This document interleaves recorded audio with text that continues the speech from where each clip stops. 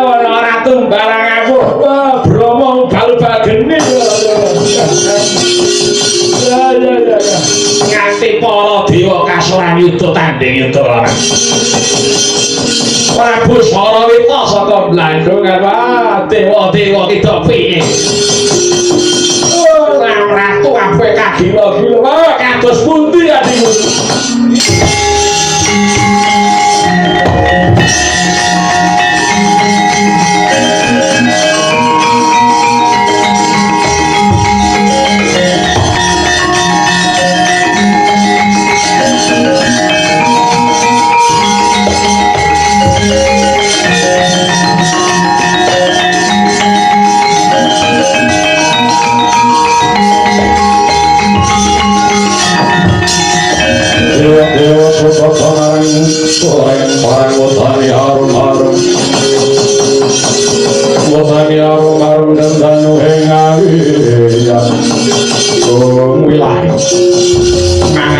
Sedang sekaring bawono langgeng Kakang Narada kadipun wonten parang muka ingkang baru sinaka inggih menika ingkang badhe kula aturaken wonten Asa Madukari wonten parang muka saking negari Blandung inggih menika Prabu Sarawita anggenipun kepengin boyong mayang Madura pun Bathari Suraba ngantos rikalunggar menika para dewa mboten saged ngendhaken menapa ingkang dados kamurkanipun Sang Prabu Sarawita menika mugi kawuningan Kakang Narada punapi adiku ing samangke ingkang bagel kula kuwi nutup korining sila matang ngaten ingkang kaping kalih kula kuwi mandhap wong Macapada Opadi jaguripun ing jaluning binalat ingkang saged nandhi utawi ngimbangi dhateng kasebenipun Sang Prabu Sarawita ngaten ingkang kaping 3 kula kuwi ngawat-awati dhateng keng wayah